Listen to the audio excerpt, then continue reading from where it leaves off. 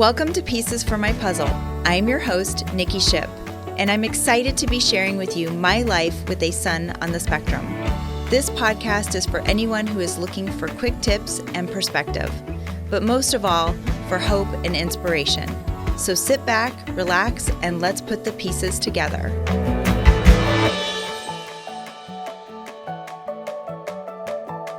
Hello and welcome back to another episode of Pieces for My Puzzle. I'm your host, Nikki Ship. Thank you so much for joining us today. Last week we had the wonderful Melissa Reiner on the show, and we are continuing today's episode with Melissa. And so we're just going to jump right in. Melissa, thank you so much for being here. It's a pleasure. Thank you for having me. Yeah, absolutely. So last episode, we talked a lot about your work on the ABC show, The Good Doctor, as well as all the, your career and what you've been through and how you help families to coach them to eventually get out of the home and not stay in the home, right? And set families up for success. I wanted to kind of continue that conversation with you today because your work with families has been so impactful. Can you share a little bit about why you decided to focus on the parent training and how it's evolved for you over the years? Yeah, I mean, it definitely started where I was a one-on-one therapeutic companion at the time. This was decades ago in a classroom environment. And it felt like I had one hand tied behind my back because we couldn't really connect in with the parents. And now being out on my own, creating my own company, it's been a gift that I'm really in a true collaboration with the whole family, with siblings, with grandparents, with other caregivers who are integral to this child's life, who otherwise would really be left in the dark. Okay. And really being able to serve a child when I do go into a classroom environment or an educational environment, now I'm there for the child. I'm not there for the school. I'm not there. If everyone's going outside and we're not ready to go outside, we take a few minutes until we're ready. And I can afford that child that privilege. And there was like one instance once where this amazing, sweet child who is not a disruptive child at all, had an OT from the classroom. And I love OTs. OT is my favorite thing. Love, love, love. But this particular individual was, it was circle time. It was kindergarten. And the child I was working with was sitting cross-legged and had put his head, so his forehead was on the ground, like leaning forward. Okay.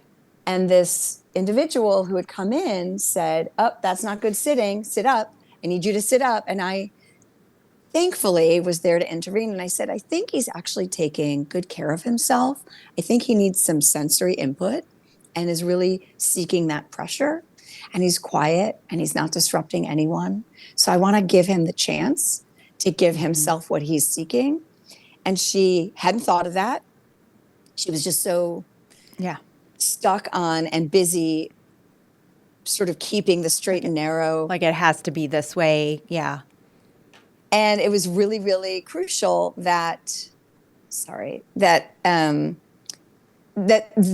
be an advocate for this child who was going to be sort of torn away momentarily, at least from something he was seeking quietly and really appropriately. It was beautiful what he needed and sought and received because that's what you want. I want my child to have self-agency, to be a self-advocate. And without announcing it, I need some sensory input, because he was just feeling what he needed and took that for himself. And I applaud him and was so grateful that I was there in that moment to protect him from someone who couldn't see that. And who maybe, I'm there for this child and I have his best interest at heart. Full stop. That's it. Yeah. And that was just a pivotal moment for me where I thought this, and again, well-meaning. No one's the bad guy. You don't even realize. Yeah. No, it's so unintentional. It's just, And I think, but what a beautiful teachable moment for that person too, to see that there's more than one way of doing that. There's more than one way of doing it. Because I think in general, we tend to get siloed in our own ways, or whether we're teaching or in the workplace, it's like we get siloed and this is how it has to be done. Yeah. Right? Do what everyone else is doing. Right. Let's conform to the masses kind of thing.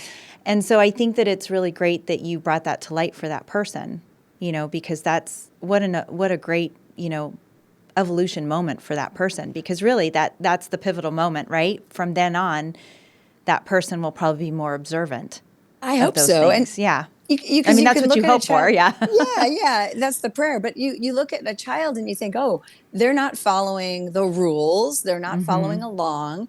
They're they're Yeah. um, they're goofing around because their head is down on the floor. No, they're not. No, they're not. Let's Yeah. look at it. Look at children through a different lens, Yeah. right? In my work, it's very easy to see a child on the playground looking, even if and I deal with a lot of kids who are physically aggressive, violent, and it can look super disruptive and super dysregulated. And really, there was a child who, it's just, the book I wrote, Conversation or Confrontation, it's a series of stories. The chapters are just stories of my work with families, which I Wow. love. And That's one amazing. of one of the stories is about how this child was, taking the ball from the kids on the playground, and it looks super disruptive, super affronting, and so he was always getting into trouble. And I said, I'm just gonna, can I step in? And I said to this child, I wonder, which is my unique methodology, but I said in this way, I wonder, I see you taking the ball every day from your friends, and I just don't know why. I wonder why you're taking the ball at recess. He said, because I don't know how to play. Oh my God. And I said, I would love to ask. I want to ask them. Yeah. I want to ask, can you show me how to play this game? So he was taking the ball because he didn't know how else to handle the God. not knowing. Yeah. And it was such a sincere, sweet, but no one ever took the No one time to ever. sort of, he Yep. was just punished. Then you can't be at recess if you're going to keep, you have to sit over here. He really wanted to play and didn't know how to insert himself into that play Yeah. because he didn't know how to play. Yeah. And once we discerned that that's what was really fueling the behavior, he isn't just Yeah. affronting, he isn't just a troublemaker, he isn't just causing a problem. Right.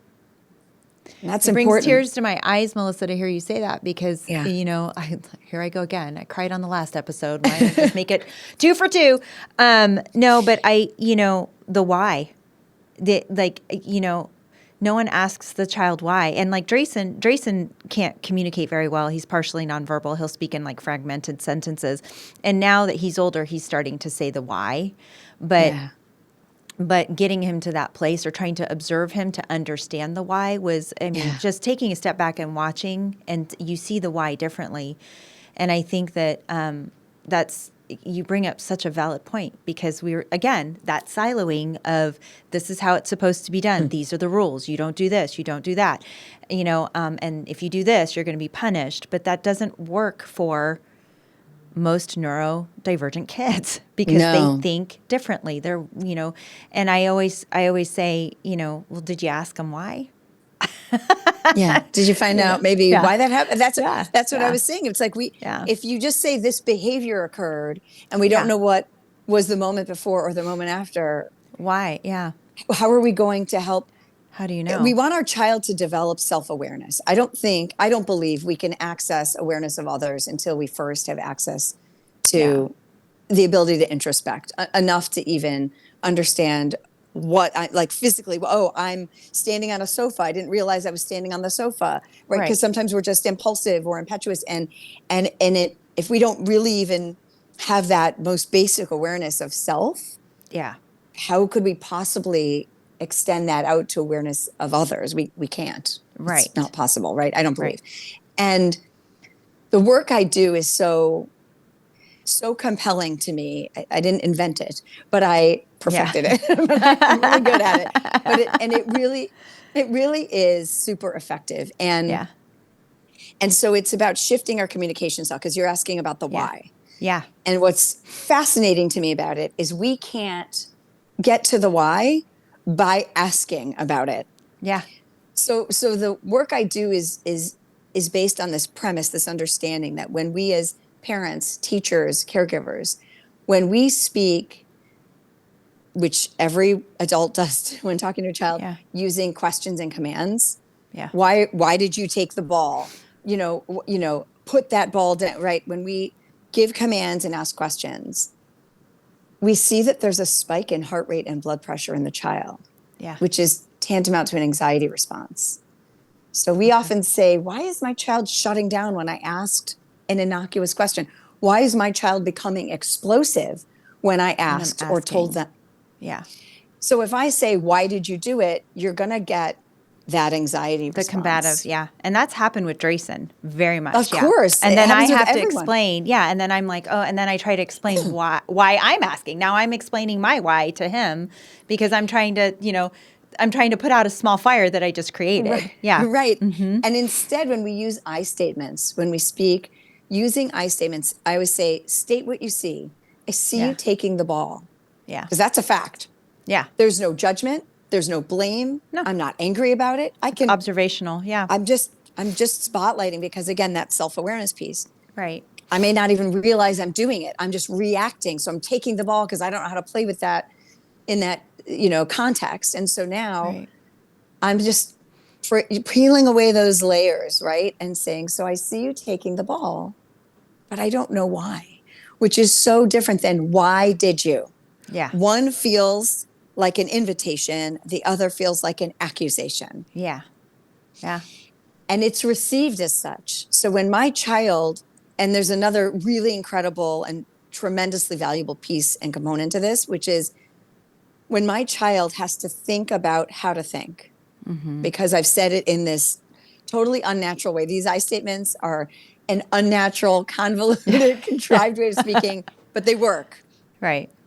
So when my child is engaged with me in this way, why is my mom talking about, or why is this teacher talking about the ball? I don't even Right. remember, Right. And then in that moment, we are in relationship with one another. My child is in relationship with me in a unique way. It's not a command, go do it, and my child does or doesn't do it. It's not a question that either does or doesn't get answered.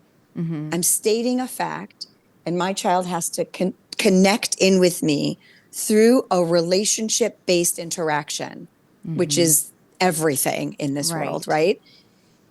And now we take maybe 3 or 4 cognitive leaps to get to a solution and understanding, instead of the compliant child who just does what they're told, which doesn't exist, and pardon me, and the defiant child who does not, right? So we sort of eliminate that experience and instead find a way to be in relationship.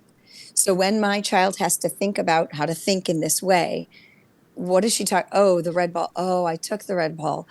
Oh, I guess I have to think about why I took the red ball. I don't know how to play the game. So There's I the got a piece answer. of information Yeah. that I would have never gotten. Most Yeah. kids, when you ask, how was your day? You get a shrug, a grunt. Or Oh, good. I always get good. Fine. How was your day? Fine. Good. Yeah. Fine. What was the best part? Recess, Yeah. lunch. I mean, it's like, that's not the Yeah. interaction that I'm hoping, and Right. eager to engage in. I want, Yeah. when families who have children who are, or they have apraxia, can't talk, choose not to talk, are nonverbal, and I hear all the time, I just want my child to talk. And the truth is, we don't just want our children to talk, because I also work with children who can talk a lot about a perseverative or preferred subject matter that no one else may be interested in. Right. And they can talk for hours until someone has literally glazed over and fallen asleep Yeah. and still talking. That's not a meaningful interaction either. So we don't want our children just to talk. Right. We want a meaningful, productive, engaged interaction. Right. That's an authentic interact. That's what we want. Yeah. Right? It doesn't have to be many words, like you said. Jason's like having a few, words that he's able to connect in with you about. But that's all you need. Yeah. You don't, we connect in with babies who are totally nonverbal, right? And genuinely connect. So it's not about words necessarily, although that's great. It's about the human connection. Connection. Yeah. Yes. It's amazing. So It's so shifting true. that communication helps that. And those moments that I've had with Drayson, I was just telling you the story right before we started recording this episode about, Drayson just recently had a birthday and I took him where these slides were, right? And these huge slides. And I was thought, oh, okay, we'll see how this goes. Because it's scary, and it's a big thing for him to do some of these things. And so we left and he went down the slide that literally took him airborne. And I thought, oh gosh, that's it. He's not going to go back on this slide at all. He went on there like 3 or 4 times. And again, I just remember driving home and he said fragmentedly, it was scary. And I said, yeah, but did you have fun? He goes, yeah. And I'm like, okay. And it kind of opened up this little kind of mini conversation with us. I said, sometimes, son, things will feel a little scary, but if you don't try, you don't know how fun it might be. It can also be. Mm-hmm. And so he was like, he goes, he said nothing, paused for like 2 seconds, and then he went, oh, yeah. And I went, yeah. And then and then I'm driving in the car going, yes. Like I'm just trying to be quiet, like not having any reaction. But because if I have an overreaction to it, he goes, stop. Like it's too much for him. So I just thought, okay, I'm going to take the win, Yeah, just quietly enjoy it. But I felt such great connection with him because, I was like, I got to be there and witness it. And I told him, I said, you're so brave. I was like, Mommy couldn't go down that slide. I went down some other slides, but not that one. Not that one. Yeah, not that one because, probably not a good idea. But, wouldn't go well. Yeah, probably wouldn't go well. Probably would not go well. So, but I was so proud of him. And I felt like it was such a little win to talk to him more in an observational way than like well, how did you feel? How did it make you feel? Because that's it's so scripted. Amorphous. And amorphous. No one wants to, even as adults, if somebody asked me that, I'd be like, oh God, okay. Like we're going to have this conversation, Yeah. You had a great meal. How do you feel? Yeah. Fine. Like, I'm I'm okay. It was a good meal. Right. It's like awkward. So why would I ask him it that way, But now you have this OGEC 4-step technique that has been revolutionary, and I think that's kind of what some of the components that you're talking about is within that, right? Yeah. Can you walk us through briefly like what it is and how it helps families improve their communication? I know we're kind of touching on those bullet points now, sure. but can you give a little bit more of a definition to that? I call it the OGEC technique. Oh, that's okay. It's just a fun, quirky way of framing it. I like that much OGEC, better than OGEC. That it's sounds hard like, OGEC. And people are like, oh, I was like, the OGEC, and they're like, what is that? And I was like, it's not what you think. I don't know what you think. It's not, it's not what you think. I don't know. It's just, it's a strange, peculiar, kind of quirky thing. But so first, I might observe, that's the O, what I'm seeing. And that's what I was saying. I see you taking the red ball in this example, right? Right. But another example might be if I see, because this is something that is tricky, right? When I see a child push another child, let's say on the playground, and immediately you go to the child who just pushed that other child and you reprimand them. You might say you can't be on the playground. Immediately, why did you do that? Right. Don't do that. Why'd you do that? Questions, commands. Mm-hmm. So I'm just going to observe, I saw you pushing your friend. I saw you push your friend on the playground. I'm just observing. Again, no judgment, no blame, no one's in trouble, just stating what I see. And then I want to explore. That's the E of the... Okay. Oh, sorry. First it's guessing. Sorry. Guessing. OGEC. The guessing. So I want to guess. So I see you pushing, but I didn't hear you say I'm mad. Because likely... It's a fair guess. You weren't thrilled in the moment that you pushed another human. Right. You probably are upset or frustrated. And I've been surprised by what someone will say. I've been surprised having witnessed an interaction between two sisters in this specific example that I'm going to share with you now is that I said, I see you, she actually hit her sister. And I said, I see you hitting your sister, but I didn't hear you say I'm mad. And she said, I feel humiliated. Oh my God. And I was so struck and impressed. And it gave me a whole new perspective on what I had just seen, because what I had seen didn't really read to me like someone was being humiliated. Right. But that she felt that way, shared it, was illuminating, right? Yeah. So I got a piece of information I never would have gotten if I just got mad at her for hitting, or, Right. So I want to observe and then guess. I haven't heard you say I'm mad. And they'll say, no, I'm sad. No, I'm angry. No, I'm frustrated. No, I'm upset. They'll tell you, any person will tell you what they're really feeling if it doesn't jive with your suggestion. But mad's kind of an easy grab, especially for younger kids. Right. And so just, yeah, I'm mad. And then this is always surprising for kids who have just been maybe violent or aggressive, physically assertive in a way that they shouldn't have been. And then they say that they're mad because I'm just offering it as an option. And then I will like, I'm so glad you told me you're mad. And they're like, I'm sorry, what is happening? Normally I'm being yelled at right now. What am I witnessing?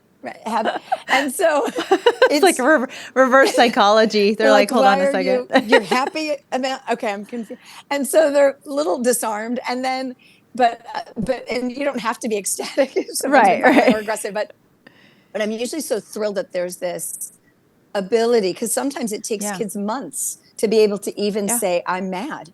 I mean, you'd be surprised. It's months. And so then we explore, great, I love that you told me you're mad, but I don't know why you're mad. Again, not why are you mad? What happened? Tell me why you're mad. Those commands and questions, try to reduce or eliminate.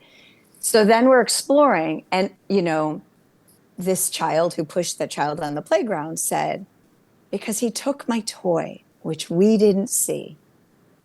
We just saw the push. Yeah. We don't push. It doesn't excuse violence. I am not an advocate for that at all. Right. But what it does is it helps inform what transpired. So now we can give this child a tool on their tool belt that they didn't have before. We can help them ascertain that there's a different, better, more productive, healthier way of responding than pushing. So if I just admonish the child or punish the child, we've missed. Somebody's like, well, what kind of punishments are good? I said, I don't know if it's a punishment, but wouldn't it be great if this child could learn how to do it differently in the future, so we don't have to even think about what kind of punishment we need to, access. And so then once we have observed, guessed, are you mad, upset, right? Without asking, I don't know if you're upset. I don't know. I haven't heard you say I'm mad. And we explore, I don't know why you're mad, because he took my toy. Great. And now is the C, which is really 3 C's. It's communicating through a connectedness and a collaboration that yields to a 4th C, lots of C's in this C, which is competence. So when I can solve a problem and I can discover what the answer or the solution might be, when the human mind makes a discovery, we build neuronal pathways in the brain. We rewire the brain. So now this child who we've been able to explore is able to say, he took my toy. And I say, great. If he took your toy, I just don't know if you were able to ask, can I have it back? Because 99% of the time, that question was never asked. It's just, you took my toy, push, or grab, or. Right. And it's like, and then we reenact it, because we can talk about it all we want. Right. But that's sort of a passive approach. The active approach of getting it in your body differently, of being able to say it, live it, and experiencing it differently is how we build those neuronal pathways, how we change the brain. And so by enacting it, my child then can say to this child who was just pushed, can I have my toy back, please? May I have my toy back? Yeah. Wow. Can I have a turn? And then again, I mean, it is remarkable. Like 99% of the time, that child will say, sure. Or can I finish my turn? Or after I have my turn, I'll give it right back to you. And all of those are acceptable because we've practiced it in this way. Yes. In a safe, sound, reasonable way that gets embedded and integrated in a really unique and powerful way. And so now I've equipped my child and this other child, frankly, in a way, in a means to overcome challenge in a really vital, crucial, social, emotional dynamic. Right. And then my child is equipped in a way moving forward that they aren't if every single time that happens, they're just sent off the playground. Yeah. Yeah. So there's a lot of missed opportunities. So that's That's that so technique. amazing. I feel like I could use that with a lot of adults.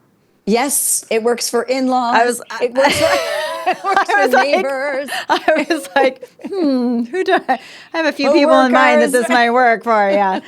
Well, and I think that that brings up a good point. You know, we're talking about kids, but really, like Drayson's 14 now. I Yeah. feel like these are things that I could apply to. Like, it's never too late to apply these techniques. Is what No. I'm trying to say. No, a bulk of my Right. kids I work with are in middle school, high school, and college. I Yeah. also work with younger kids, but no, this is 100%. It's for Yeah. and for I've worked with a 47-year-old man who has a job at the VA hospital. I mean, Yeah.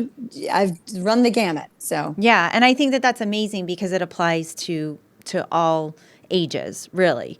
You it know, I does. mean, you think about it. I my I'm involved in HR, and that a lot of the jobs that I've worked in the past years, I came from healthcare and then I got into human resources and HR. And it's so funny because I always say the biggest issue in workplace related scenarios is the communication, is not understanding each other and the lack of communication. And even just hearing the Yes. way that you're corresponding this way, it's like, especially with neurodivergence and workforce places now too, bringing in neurodivergent people, it's like how amazing this would be if this could be something where it was trainable for everyone to have access to, Yeah. right? Yeah.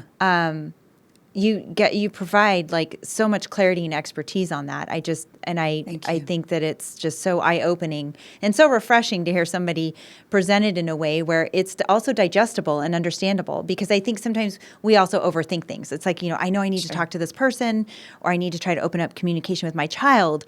And then there's also a fear for us as parents too, like, okay, am I saying this the right way? Is this going to set Right. him off? Like, how do I present this?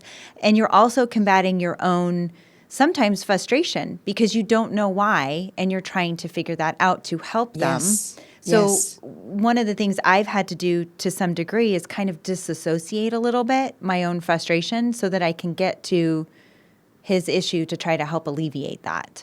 Let's And say you're that's compartmentalizing yeah, those yeah. I was gonna yeah. say I don't know if I should say disassociation, but you know what Yeah. I mean. You're compartmentalizing, which I Yeah, think is yeah, sometimes what we have to exactly. do. Yeah, that makes Yeah, sense. Yeah. because I can't otherwise. I'm just I'm stuck in my own emotion on things. Yeah, and I think we do have a lot of fear as you brought it up, and Yeah. I was about to Oh yeah. that as parents we're worried about how and sometimes we have tough messages to relay. Oh I'm yeah. divorced and I'm remarried, and that discussion about divorce Oh, is one of the toughest I am conversations I ever had to have. I am right in the thick of it right now myself, and it's been really difficult to know how Yeah. to have those conversations with him because Yeah. my biggest concern and priority is for him, and Yes. and and to know that how can I communicate this so that he knows that this is I'm still I'm still going to be that consistent parent for him. I'm still going to Yes. show up Yes. for him.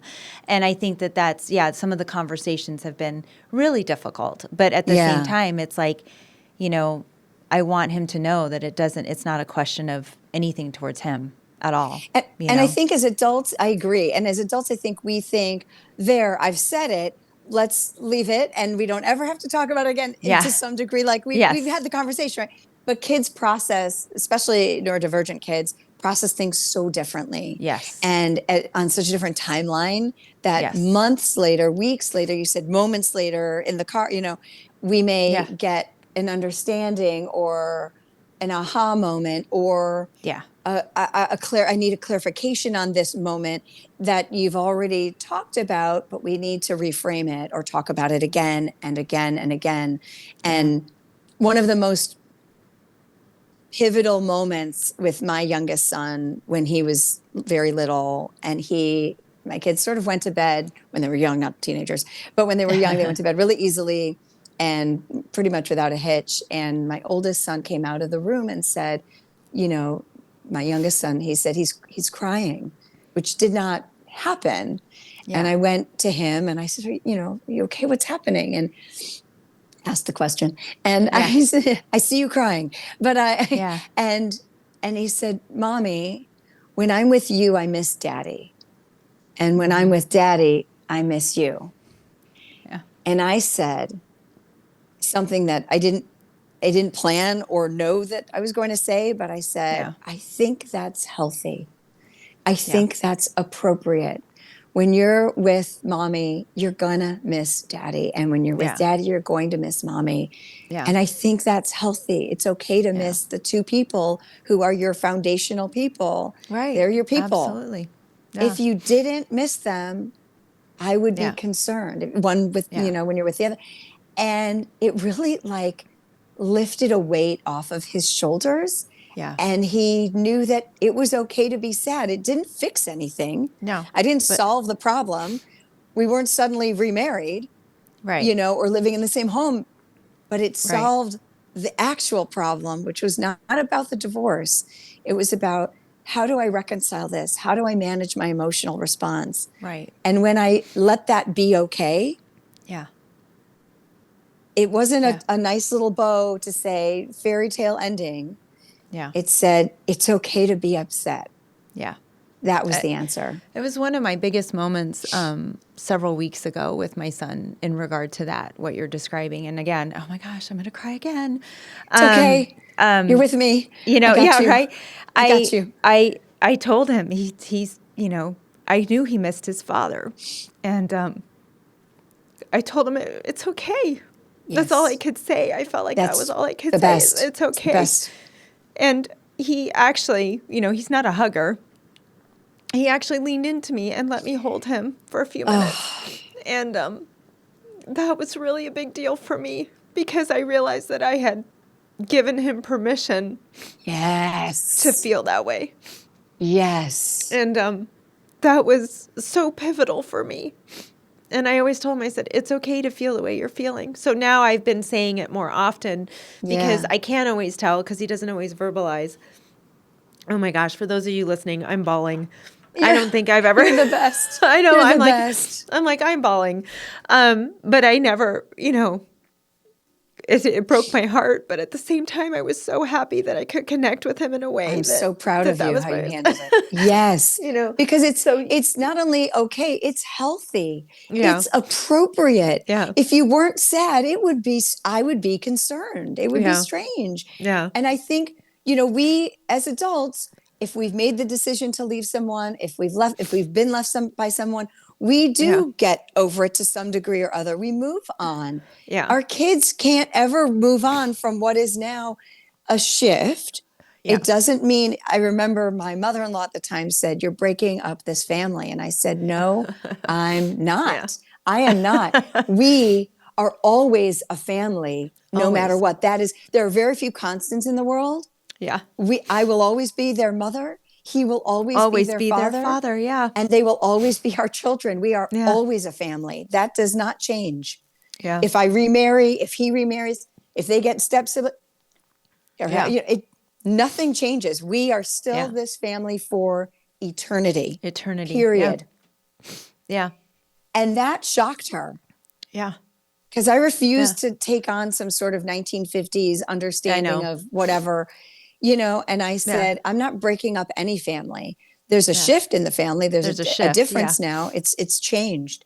But it always changes when our kids go to college, as you know, when they get engaged to someone else and have their own kids and their own. It always is changing. Right. But nothing can ever change the fact that I will always be your mother. Yeah. You will always be my children and we will always be a family. It's a really important distinction. And I think, like you said, just the permission to feel and not necessarily always have an answer, Yes. of how to say that. Yeah. Can't solve it.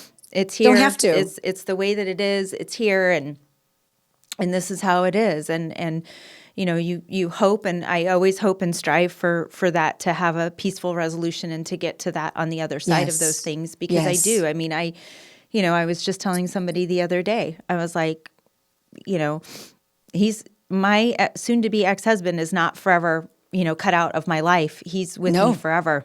Forever. And I feel so lucky that he's the father who he is to my son. Yes. So it's, I'm very grateful for that. Yes. Yes. It's beautiful. But it's still very difficult, It's a tough time. It's a very tough time. But I think also too, just allowing that center point of communication with Drayson was so huge for me. Yeah. And to validate him, Yeah. I realized when he leaned in and he was letting me hold him. And then I was like, God, could he just stay like this forever? Forever. And he's a big 14-year-old kid. Like, Yeah. he's bigger than me now. But Yeah. if I could have just balled him up like a little baby again and held him, I would have. But Yep. I just held him and I cried. He actually, we just held each other. And I realized that that it was validating for him, that he just needed to be told it was okay for him to feel that the way he wanted to feel. Yeah. So, oh my goodness. It's hard for us because, like I said, when we're at a place where everything's like smooth sailing and we've kind of come through, maybe you can't envision it now, but it will come. It will come. Yeah. I can tell you. Yeah. It will come. And then one day he's going to turn to you and say something that's like a dagger, and you'll be like, oh, I was blindsided by that. Ooh, okay, here we go. We're back in it. Okay. Yeah. And it doesn't, I remember when I was, my parents divorced when I was 3. And I remember standing with my sister. She had just graduated college. I was newly in college. We were adults. And we were standing at the top of our driveway in Chicago. And my mom and dad were talking at the bottom of the driveway, face to face, in close proximity to one another. Yeah. And I turned to my sister and I said, that's what it would have been like. Because I had no memory of him as a child being in the home. Right. And it was not, it was acrimonious. It wasn't like they were hunky dory with each other. Right. And it was, here I was, 19 years old, 18 years old, however old I was. My sister was 21. And we were like soaking up this moment, this pretend moment of what we were. So it doesn't ever change. Right. And, I think it's important to note for our children that we have absolutely moved on. We're happy with whatever it is. Yeah. And they can't in the same way. They still do. We as children, you grow, you move forward, but it's something that is always a part of your life. Who am I with for this Thanksgiving? Who am I with for the, this holiday or that holiday? Or who's the schedule? And it's always a challenge, and it's okay that it's challenging. Right. It's okay. Everyone has their challenge, and this is a part of yours, and it's okay. Yeah. It's not easy. I feel know. like this conversation with you couldn't have come at a better time for me personally. So, and I thank you for your words and for saying that, really, truly. It's, because we're in it together. I know. I really, really do appreciate it. Yeah. We have just a few minutes left, and before we, end the show today, I just want to make mention. So you have a book that's coming out. This will be your 3rd book. Is that right? Yes. Okay. And it's called Conversations Over Confrontation. Is that correct? Conversation over confrontation. Okay. And that's the goal in this world right now. Boy. Oh my gosh. Is it ever? Can we do that? So before we end the show, can you tell our listeners a little bit about that book? Yeah. I mean, the subtitle is Taking the Fight Out of the Relationship with Your Child. So it's a parenting book. Okay. And it's 40 stories, 40 chapters. But when I say 40 stories, I was thinking of a tall building, but it's 40 anecdotes about the work I've done that are illustrative of different components of this work. And so each story really tells a unique piece of this puzzle.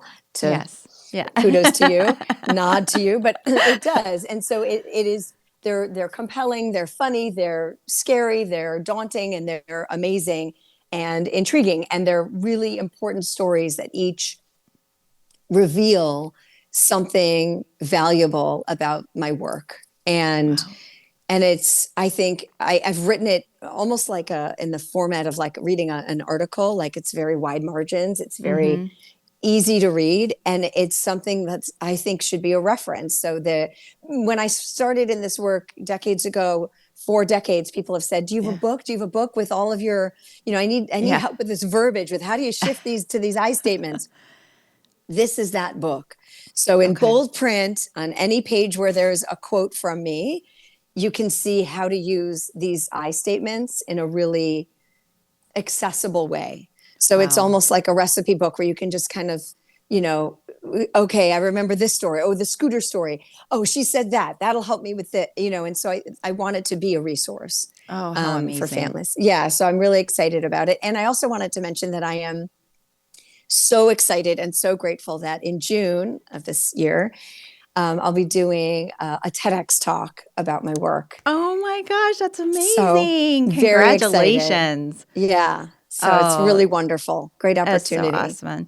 Melissa, you're such an inspiration, and Thank you. you're just such a wonderful, lovely human being. I just love you, Thank and I you. appreciate all of your time and energy coming on the show Thank you. today. Thank you.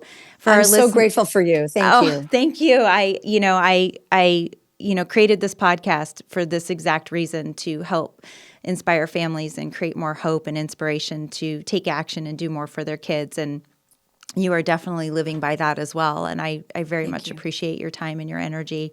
Thank you so much. For our listeners, if you want to learn more about Melissa or get in touch with Melissa, I'm going to post all of your information in the show notes. So for our listeners, you can look up more about Melissa in the show notes. Thank you. And Thank you once so much. again, thank you so much for being on the show, Melissa. I appreciate you. My absolute true pleasure. Thank you so much. Yes, You're wonderful. absolutely. This concludes our episode for today. If you have questions, comments, or even a show topic that you'd like to hear about, please feel free to send me an email at info@piecesformypuzzle.com. I'd love to hear from you. Don't forget to like and follow us on Facebook and Instagram if you haven't done so already, or feel free to subscribe to our YouTube channel. If you like what you're hearing, please feel free to spread the word so that we can continue to inspire more autism families. And feel free to give us a good rating on your preferred podcast platform of choice. Thanks again for tuning in. And until next time, thanks for tuning in. Until next time, keep working on your puzzle. And remember, you don't have to have it all solved in a day. Take care.